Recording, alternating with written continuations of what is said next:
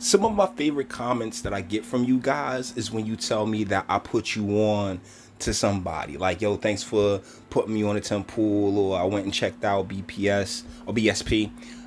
So I want to do that again with just this gentleman. And remember, aping isn't insult. It is the ultimate sign of respect that I actually like what you do. And honestly, when it comes to this guy right here, Matt Christiansen, I really enjoy his content, because what he does is he takes headlines and, you know, does the research and does deep dives into them, and coming from a place of generally fairness and based in the Constitution and liberty. So salute to Matt Christiansen. I've watched his content for the past couple of years, and I really do enjoy him. He has a very dry sense of humor, but he's pretty funny when he's pretty funny. But for the most part, he takes his content very seriously, and I can't recommend that you go check him out enough. In this video, what took place is that Saturday Night Live let go of a comic that had made some offensive jokes. And so what Mr. Christiansen has done has gone into how that, I guess, how the pitchforks and the angry mob got riled up. And so what we're gonna do is we're gonna do what we usually do. Let her rip.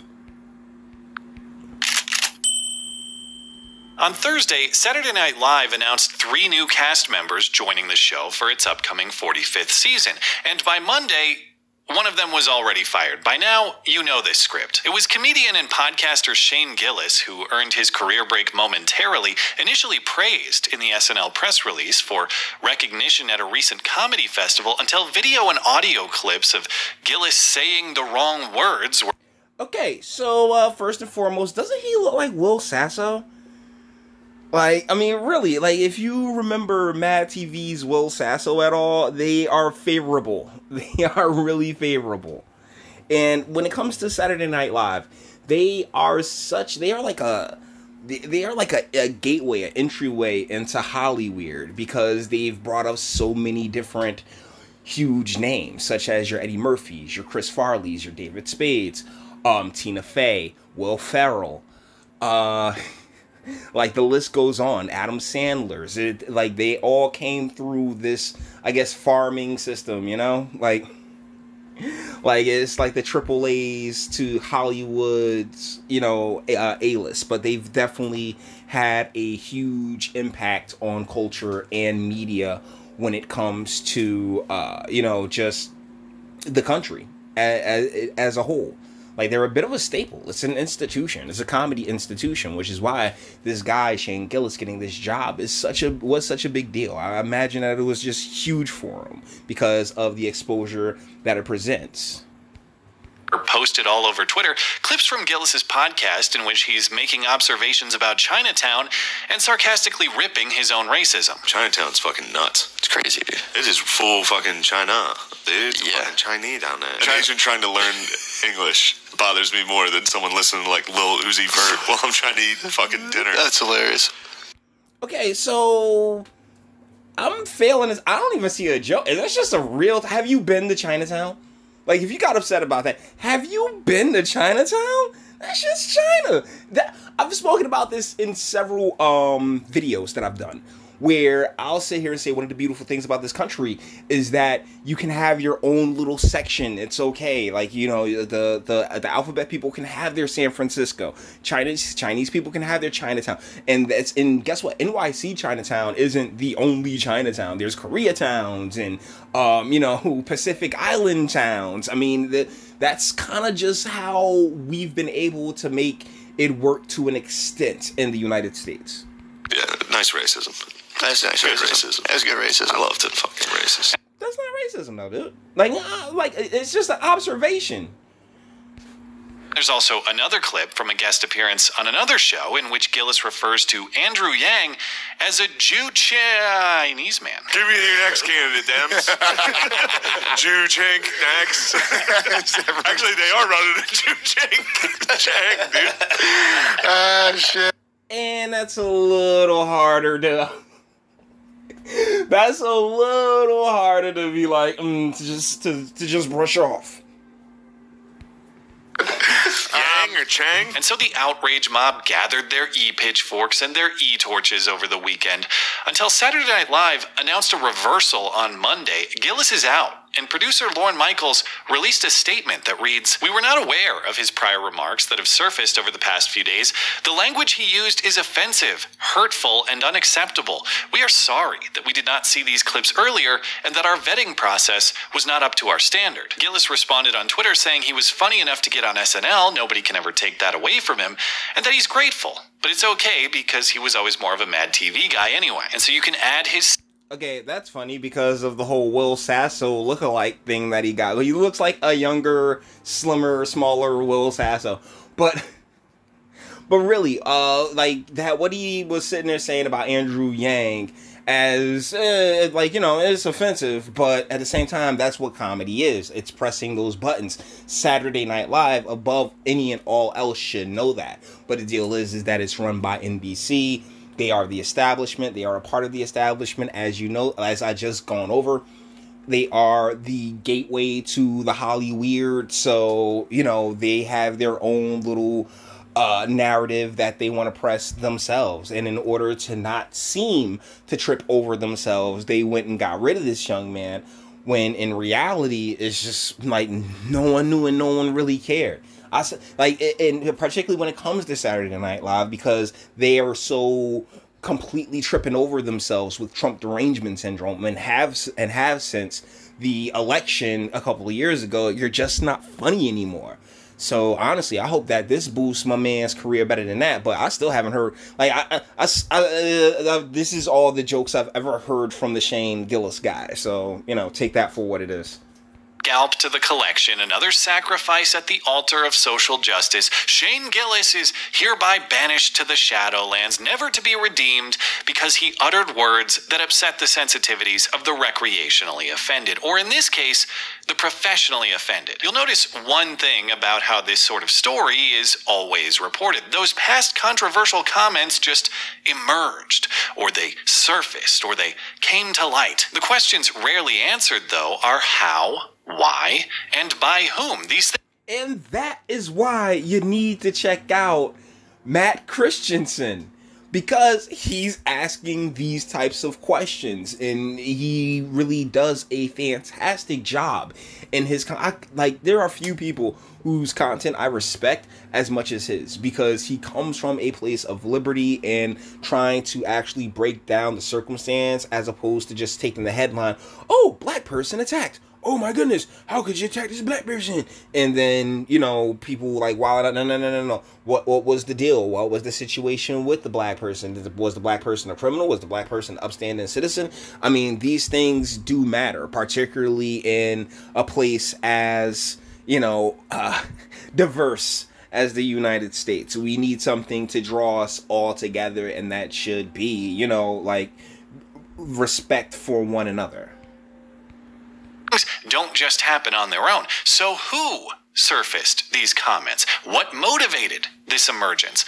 And what sort of moral authority do these figures hold to lecture the rest of us with any credibility? After all, those taking the sword to other people's careers should withstand the same sword, right? But that's never how it works, though. When the sword points in the reverse direction, suddenly the excuses start to flow, and this case is no exception. The comedy journalist behind this hit job is Seth Simons, a freelance writer published by all the various smear merchants of the internet, and since old clips are just emerging and surfacing these days, here's one coming to light: Seth's spoken bird poetry from a few years back. Hello, I'm Seth Simons, director of the Exolana Project. This is a spoken bird poem. It's called Bird. Caw! Caw! Strong men create good times. That creates weak men, who create bad times. This is the result of relative peace, of living a relatively peaceful life, of having people like around you all throughout your life. You know, this is participation award shit.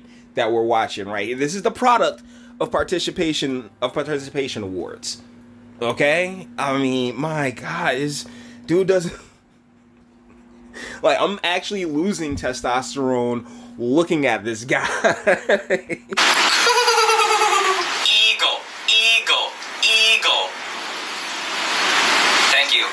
That last one was a mockingbird imitating an eagle. Say what you want, but that bit was ahead of its time. That's the successful SNL audition tape of the progressive future. Now, truthfully, I don't know whether that was serious or a joke, but if there is anything for which there's no context to justify, that would be it. It's important to note how quick the timeline is in this case. Shane Gillis' hiring was announced Thursday, and within hours, this Seth Simon guy was already posting edited clips from Gillis' podcast to Twitter. Did he really scrutinize the careers of all 3 new hires that quickly, or did he have some pre-existing animosity to weaponize, or did someone else with that animosity feed him this information to weaponize? Draw your own conclusions, but I think it's fair to speculate that this hit job was planned well in advance, not simply objective journalistic fact-finding. And the most obvious hypocrisy is this guy doesn't want any of that same journalistic scrutiny applied his way. And that is the problem. Let me tell you something. I want to go a little further than Matt's going here, because it's this situation, like when you sit there and people know that they can just put out a small clip or an allegation or accusation, and just due to public perception, the court of public opinion, things will, like, it's a weapon. The court of it's all a weapon. It's all been weaponized. This guy has like 6,000 subs. Followers on Twitter. Yet he was able to shake NBC into saying, "Oh no, we gotta get rid of this guy because it can become a thing." When, like, Mr. Simon's right there himself, he's not Asian. He's using Asian people to accomplish his own selfish goals. This is a big part of the soft bigotry of low expectations. This is ridiculous. We just saw the guy. Doesn't look like he could do a pull-up. But here he is shaking NBC into removing a guy using Asian people as a shield, which is one of the problems I have when it comes to Black Lives Matter and it comes to all these other organizations, NAACPs, who use being blackness as a shield to cover up their own nonsense. It's a frustrating thing. It really is. Seth tweets, "Oh, come on. You can't argue the guy's stuff was artistically defensible after he himself scrubbed it from the internet," referencing Gillis taking down the suddenly controversial YouTube material. As a top response says, "How odd. It's almost as if people were cynically trying to get him fired." Also odd that Seth takes precautions to protect himself from his same treatment. The day after he posted that tweet, he deleted a massive portion of his Twitter history, some 7,000 total tweets over the weekend. By his reasoning, I must presume that the content of those tweets was also indefensible. What he deleted... Well, probably. I mean, there is a defense for him, but he thought he was being funny. But the deal is that, and that's the main takeaway, I guess, from this video, Matt's video, and just the example in and of itself, is that a lot of people who start shit, what was that, glass houses? Those who throw stones shouldn't be living in glass houses. Yeah, they live in glass houses themselves. And they're trying to hold people to standards just to catch a little notoriety, catch a little clout. It's bullshit. It is anyone's guess, but if you're like me, you're probably thinking, yeah, I bet this guy has a history at least as spicy as Shane Gillis, maybe more so. And basically, you're right. You can probably call it, actually. What's the most generic progressive hot take? The obvious morally void kiddie pool over which this edgelord would dangle his toes. That's right, of course. Punch a Nazi. Ooh, man, oh man, I love me some violence against opinions I don't like. In 2017, Seth Simons ripped CNN's W. Kamau Bell for interviewing Richard Spencer on peaceful terms, arguing... Now, Kamau Bell, I think that's Chris Rock's boy. Not boy, as in, I think that, like, you know, is one of his prodigies, a progeny of Chris Rock, where he had a show on Comedy Central, if memory serves me correctly, but he sat down and had a conversation with Richard Spencer. These are the types of things that need to happen. These are conversations that need to go down. You need to understand where people are coming from. And the only way you get there is through conversation. That's it. Not by just swinging on each other, because trust me, you hurt me, you just upset me, and makes me want to hurt you even more. There's no ultimate conclusion in the other way. We ain't gotta agree. We'll never agree on everything. Don't expect to agree with everybody on everything. I don't, because I rarely do. But you know, like, be able to agree to respect each other enough to be able to sit down and have a conversation. This is a beautiful thing right here. It really is. Do I agree with Richard Spencer's opinions? Of course not. Clearly not. I don't want anybody in the for myself, I wouldn't want to live in an ethno state. I went to HBCU. Trust me, I wouldn't want to live in an ethno state.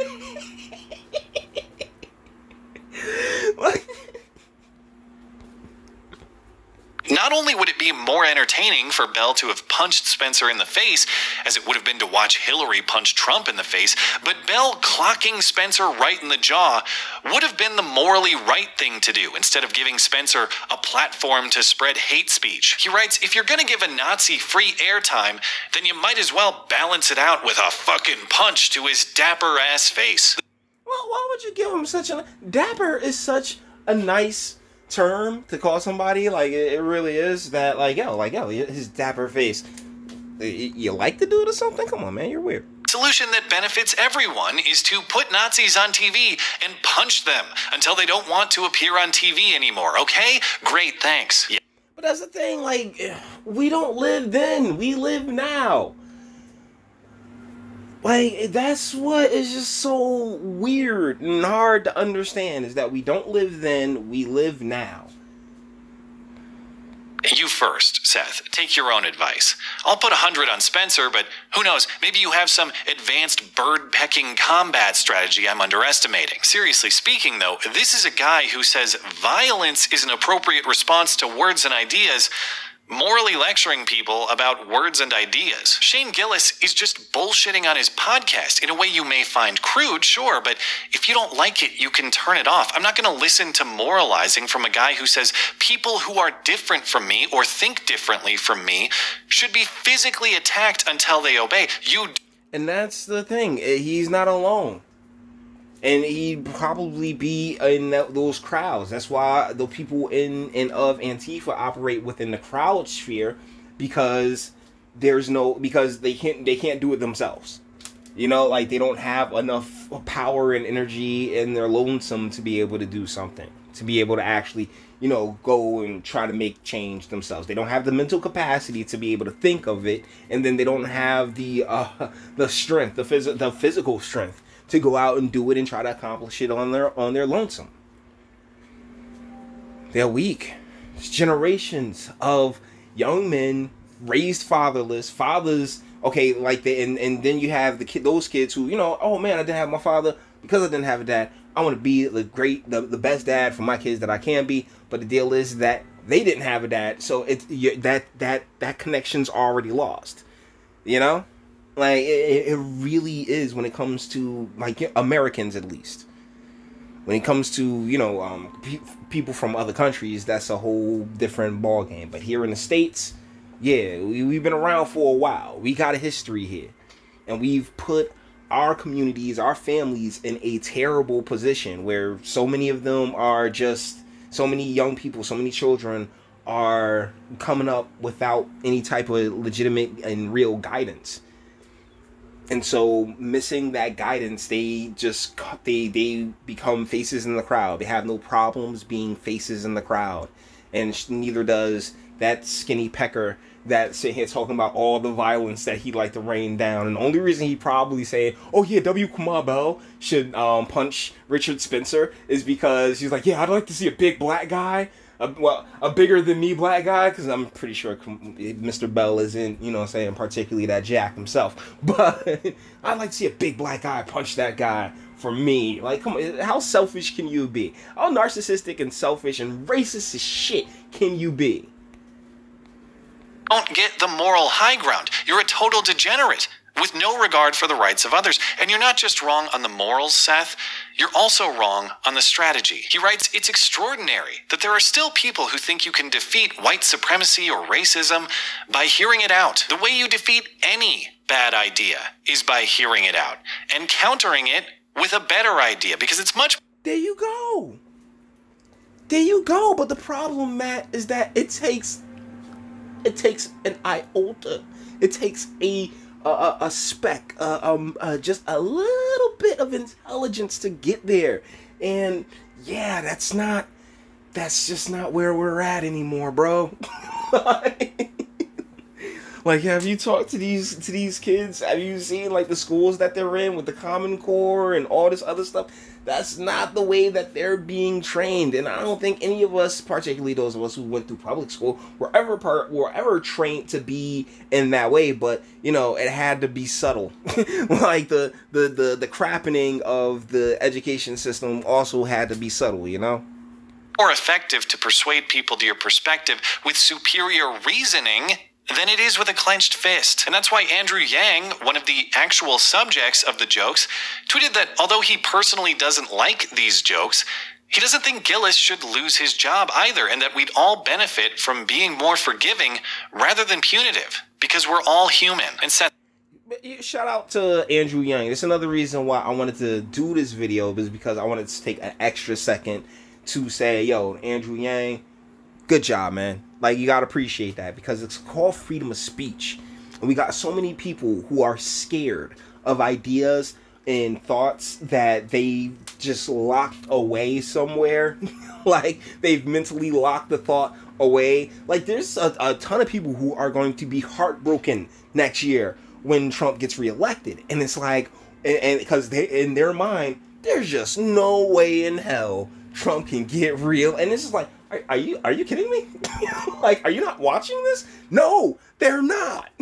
They are off in La La Land in their own bubbles. And that's one of the really interesting things about American life in 2019, is that, you know, we, like, an individual can sit there and wrap themselves in a bubble where no objective thought, no critical thinking can enter. Until, you know, and then look up, oh my goodness, all these terrible life choices that I've made. Oh yeah, you the one that did it. Simons responds asking if Andrew Yang saw the same material, because how could Andrew Yang not be offended and bloodthirsty? There were racial slurs directed at him. There's nothing worse than a... Directed directly at him. And he's like, no, it's no big deal. Like, but the guy is the twig, like as I want to call him for the rest of this video. He's just like, oh yeah, you know, he wants to be offended for somebody else, and that's something that is just infuriating. And we need to start calling out a lot more often when people sit there and get offended for people who are not, who you don't represent at all, like with the Bette Midler thing and the Deborah Messing thing, where they're like, oh my goodness, if you, like, how dare you, what's the name, black people? Like, bro, you're not even part of this. You ain't even part of this. What are you talking?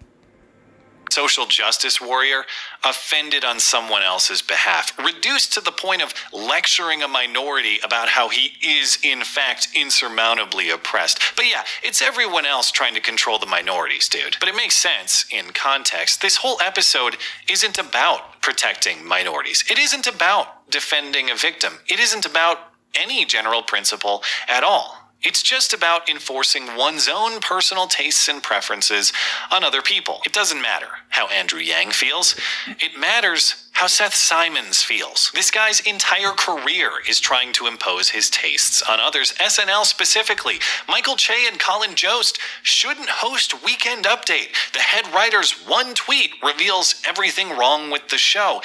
And so Seth Simon's thing is SNL. So the other gentleman is just a byproduct of that. Like him, he on SNL's meet. Okay, that makes a lot of sense right there.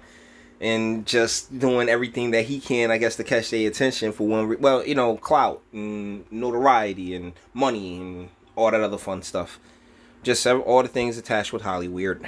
It's time to quit SNL, he wrote 2.5 years ago. Yet here we are, still bitching about it, with nothing to show for it but perpetual whining from a guy who just can't quite get his weird bird act to leave the nest. I'm Seth. This is a poem about a bird called the red-legged honey creeper, nectar eater, blossom sweeper, creature of daydreams and sweeter. I'd fall in love with you.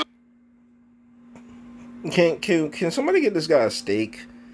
We should just be like, man, like this is the type of stuff that makes me feel that military service should be mandatory. You laughed at even one of my jokes or looked at me. What's comedy? What's poetry? Who knows? That sounds more like biography to me. Oh, but that's capitalism's fault. Capitalism is ruining comedy, he writes. Its cold, cynical heart is a shovel used by media conglomerates to deliver eyeballs to advertisers to make money for shareholders. Wow, very poetic.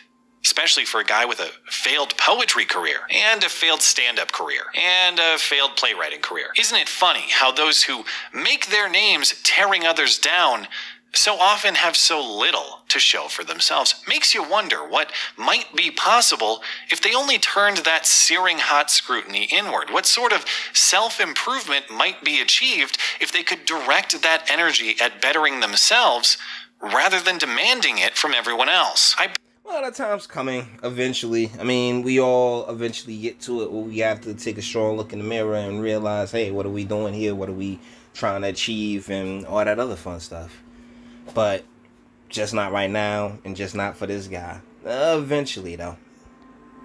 There's something better for you than bird philosophy and Nazi cage fights, Seth. But if you insist, please at least consider combining the two. Fight Richard Spencer in a big bird costume. I promise it will be your most well-attended performance to date. Thanks. So yeah, this is the end of his video. And subsequently the end of the video here, I just really wanted to put you guys up on Matt. Go check him out. It's Matt Christiansen. He's here on the platform. His content, as you can see, is top notch because he does really a lot more research than most people do when it comes to things that we read and see. We'll just say that, oh, he said something racist and call it a day and keep it pushing, as opposed to, wait, what the hell? So shout out to Matt Christiansen, and shout out to you too. All the internet stuff. If you liked it, toss it a like. Dislike, go ahead, do that too. I'm not scared of you. Sub if you enjoy my fantastic voice and want to get videos like this every single day. Share it, because sharing is caring, and YouTube and BitChute and like. And speak. Let me know, what do you think in the comments. Like, this is the type of stuff that has to stop. Hey, we gotta stop taking people who are getting offended for other people seriously, because that's not you. That's none of your business. Sit down. You know, it's none of your business. Sit down. At least that's I think that's the best place to take it. So with that being said, but let me know what you think in the comments though. Let me know. Like, I mean, do you think that, oh yeah, people who do speak on behalf of others, they should be taken seriously? I don't know how, but if you think you can justify it, that's what the comments for. So with that being said, until the next one.